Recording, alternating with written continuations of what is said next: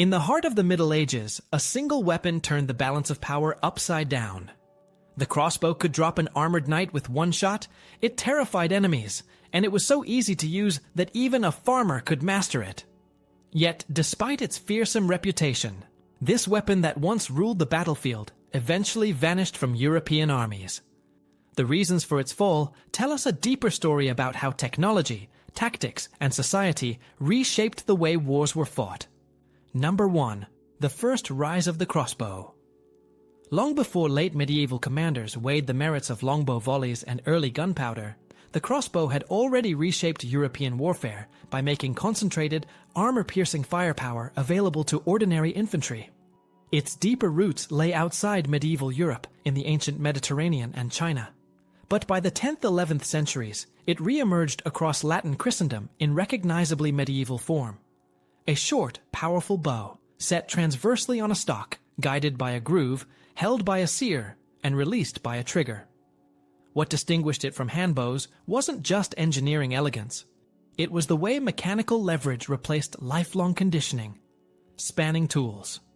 First simple stirrups and belt hooks, then levers like the goat's foot, gaffle, and eventually cranks and windlasses, let a modestly trained recruit launch a dense quarrel with energy rivaling that of elite archers. The tactical payoff was immediate. Crossbowmen stationed behind mantlets or city walls could punish cavalry attempting to close, and urban militias across Italy and Flanders integrated organized corps of specialists who worked in teams, one bearing the pavis shield, another spanning, the shooter concentrating on aim. In sieges, purpose-cut loopholes and cross-shaped slits multiplied protected firing positions, turning curtain walls into dense lattices of killing zones and forcing besiegers to invest heavily in cover, trenches, and artillery screens. On campaign, mercenary formations from maritime communes like Genoa set a continental standard. Disciplined crews, standardized gear, and practiced drill that offset a slower individual rate of fire by coordinated overlapping bursts. Armor development kept pace, but the crossbow's concentrated energy at short and medium ranges meant even well-equipped men-at-arms risked incapacitation from a heavy bolt, forcing tactical adaptations such as dismounted advances under cover and combined arm screens with spears and shields. Ecclesiastical authorities grasped the social shock early. A famous canon from the Second Lateran Council condemned the murderous art of missile troops against fellow Christians, not because the device was novel, but because it undercut the traditional bargain of chivalric warfare by empowering common soldiers to neutralize elite cavalry at distance. Material culture mirrored the shift. Municipalities contracted bowyers and mechanism makers, stockpiled quarrels by the thousand, and codified maintenance routines for strings, nuts, and triggers. The technology itself diversified composite prods for efficiency, steel bows for durability, craniquins for extreme draw weights, pushing the platform toward greater penetrating power while standardizing manufacture. In the 12th and 13th centuries, this system peaked as a practical solution to three enduring problems of medieval operations: rapidly fielding competent missile troops, defending fixed positions with minimal exposure, and delivering decisive shocks against armored targets early in an engagement. That combination explains why the crossbow rose so fast. Not as an exotic curiosity, but as the most scalable, urban-friendly, and institutionally manageable missile technology of its day. Number 2. The hidden weaknesses. The reputation of the crossbow as a terrifying weapon often hides the very real shortcomings that limited its long-term usefulness. Medieval chroniclers loved to describe bolts punching through shields and armor, but in practical terms, the crossbow had problems that commanders could not ignore. The most pressing issue was the rate of fire. A practiced English longbowman might shoot a dozen arrows in the time it took a crossbowman to reload only 2 or 3 bolts. On a battlefield where momentum and shock were everything, this difference mattered. A storm of arrows raining down could scatter cavalry formations and sap their confidence, while crossbow bolts, though powerful, arrived in smaller numbers and with longer pauses between volleys. Reloading was not a simple matter of pulling back a string. Crossbows were built with such immense draw weight that few men could span them with their bare hands. Early models required a metal stirrup at the front. The soldier planted his foot inside, leaned back, and used all his strength to crank the string into place. As bows became stronger, soldiers needed additional tools like the goat's foot lever, or the heavy windlass with gears and pulleys. Each shot demanded time, effort, and concentration. During that pause, the crossbowman was highly exposed.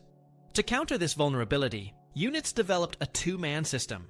One man wielded the crossbow, while another carried a large wooden shield called a pavasse, planting it in the ground to provide cover. This meant more soldiers were needed for each weapon, and mobility suffered as units dragged heavy shields across muddy battlefields. Cost was another constant drawback. Constructing a longbow required skilled bowyers and access to yew wood, but once trained, archers could craft or repair arrows in bulk with local materials. A crossbow, by contrast, needed metal components carefully forged and fitted. The bolts were shorter and heavier, requiring blacksmithing expertise. Supplying thousands of bolts for a campaign put extra strain on logistics, especially when campaigns dragged on for months. Maintaining the crossbows was another challenge. Their strings frayed faster under the strain of heavy draw weights, and the steel prods, though powerful, could warp or snap if poorly forged.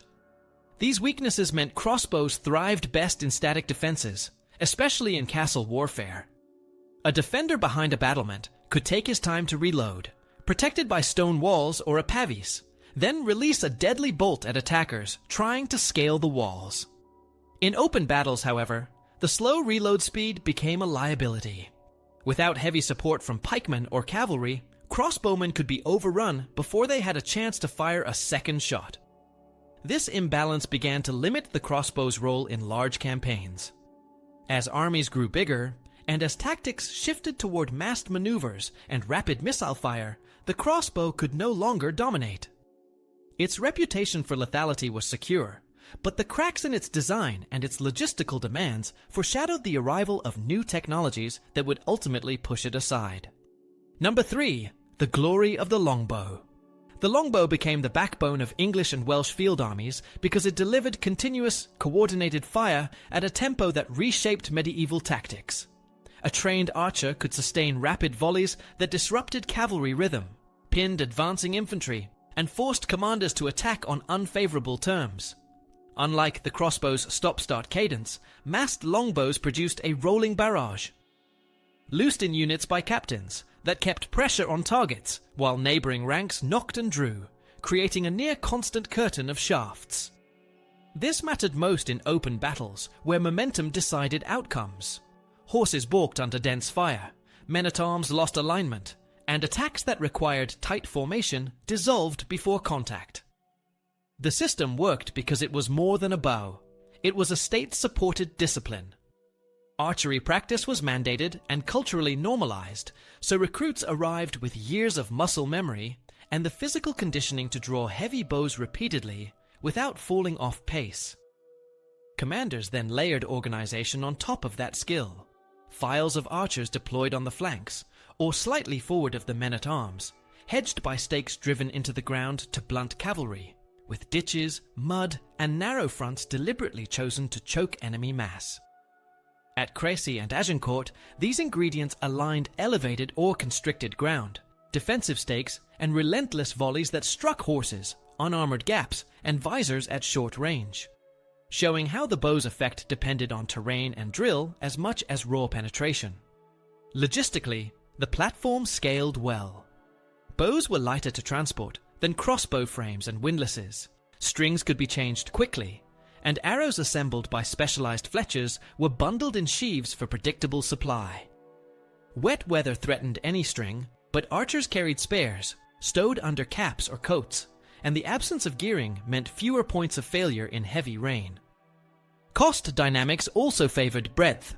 Once a longbow culture existed, outfitting large bodies of archers was cheaper per shooter than issuing complex mechanical weapons, and ammunition could be produced in bulk across dispersed workshops. In melee, the same troops remained useful. Archers carried mallets, falchions, or mauls, and could surge onto flanks once an enemy stalled under fire, turning a harassment arm into a finishing force.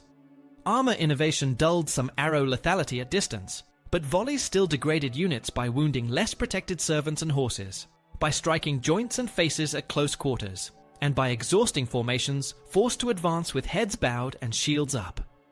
The longbow's true advantage was therefore systemic. Sustained rate of fire, institutionalized training, clever positional tactics, and robust logistics combined to deliver battlefield control that a slower, tool-dependent crossbow could rarely match in the field, even if the crossbow remained formidable in sieges and ambushes. Number 4. Gunpowder changes everything. When black powder weapons first appeared in Europe during the 14th century, they hardly looked like the smooth, deadly muskets of later centuries. Early hand cannons were crude iron, or bronze tubes fixed to wooden shafts, ignited with a glowing match or even a red-hot wire. They were clumsy, unpredictable, and sometimes as dangerous to the man firing them as to the enemy in front of him. Yet even at this primitive stage, they hinted at a future where war would be dominated less by the strength of an archer's arm, and more by chemical energy packed into a small iron ball. By the mid-15th century, improvements in metallurgy and gun design created the arquebus, a shoulder-fired weapon with a trigger mechanism and a more reliable matchlock. Suddenly, the training barrier that had made longbows so effective but so difficult to reproduce was gone. To produce a skilled archer, a society had to raise boys with constant practice from childhood, building up muscle mass and perfecting accuracy. By contrast, an adult peasant could be taught the essentials of handling an arquebus-loading powder and ball, priming the pan, setting the match, and pulling the trigger within weeks. This efficiency meant rulers could raise large bodies of firearm troops quickly, even from populations with no strong archery tradition. Armor, which had once rendered mounted knights nearly invulnerable to arrows, proved far less effective against gunpowder weapons. Heavy crossbows had already shown that thick mail was not enough, forcing the development of plate harness. But when early muskets began firing projectiles with far greater kinetic energy, even the best armor failed. Chroniclers in the 15th and early 16th centuries recorded cases of bullets punching through breastplates or knocking riders from their horses.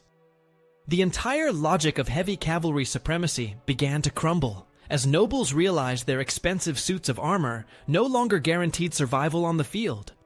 Equally important was the psychological effect. Arrows hissed, but gunfire roared.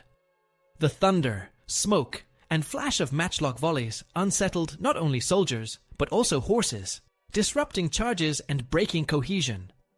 In battles from the Hussite Wars in Central Europe to the Italian Wars of the early 1500s, commanders noticed that the mere sound of coordinated gunfire could rattle opponents into retreat before casualties mounted. Logistics also favored firearms in the long run. Crossbows needed carefully made steel mechanisms and specially forged bolts, while muskets could be turned out in workshops that already produced metal tools, and their ammunition was simple cast lead balls. Gunpowder required supply chains, but once those were established, rulers could equip and arm huge numbers of men far more cheaply than supporting a corps of lifelong archers. By the 16th century, crossbows lingered in a few niches urban militias, hunting parties, or specialized siege roles. But their time as a frontline military weapon was over. Gunpowder had not only outmatched them in power and accessibility, it had transformed the entire structure of armies, paving the way for professional infantry forces and signaling the end of the medieval balance between knight, bowman, and crossbowman. Number 5. The legacy of the crossbow.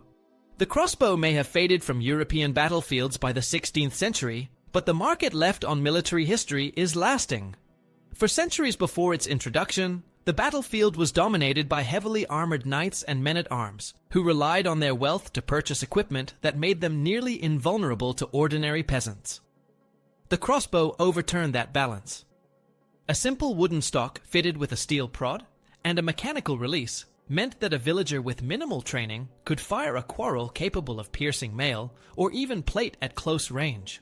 This democratizing effect unsettled the medieval social order, because it challenged the assumption that birth and expensive armor guaranteed survival and dominance in war. The psychological impact of the weapon went beyond the battlefield. Chroniclers describe nobles regarding the crossbow as dishonorable, even unchivalric, because it allowed men outside the warrior aristocracy to kill knights at a distance without risking hand-to-hand combat. The condemnation issued at the Second Lateran Council in 1139, which attempted to ban its use against fellow Christians, shows how deeply the weapon cut against the values of feudal society. At the same time, urban militias and mercenary companies embraced it. Cities like Genoa became famous for their professional crossbowmen, who were hired across Europe for their skill in sieges and open warfare alike. This growing reliance on common soldiers, armed with mechanical weapons, foreshadowed the eventual rise of permanent, state-funded armies that no longer depended on the personal retinues of feudal lords. On the practical side, the crossbow forced innovations in fortification. Builders narrowed arrow slits to protect defenders from return fire, added deeper parapets, and reinforced walls to withstand bombardments that often combined crossbows with early artillery. Attackers developed new tactics in response, such as mobile mantlets and covered siege towers to shield troops from the bolts raining down. The interplay between offensive and defensive technologies created an arms race that shaped castle design right up until gunpowder artillery made traditional high walls obsolete. Even after professional armies transitioned to firearms, the crossbow endured in other roles. In many parts of Europe, it survived as a hunting weapon well into the modern era, prized for its silence compared to the thunderous report of muskets. In some regions, crossbow guilds became important social institutions, blending martial practice with civic identity and public ceremony. The image of the crossbowman persisted in art, chronicles, and later in historical reenactments, symbolizing both the deadly efficiency of medieval weaponry and the broader social transformations it triggered. What remains clear is that the crossbow was more than a weapon. It was a catalyst that forced a re-evaluation of how wars were fought and who held power on the battlefield. Its decline under the shadow of gunpowder does not erase its significance. Instead, it stands as a reminder that every technological leap in warfare reshapes societies as much as it reshapes armies, leaving behind legacies that last long after the weapons themselves are put aside.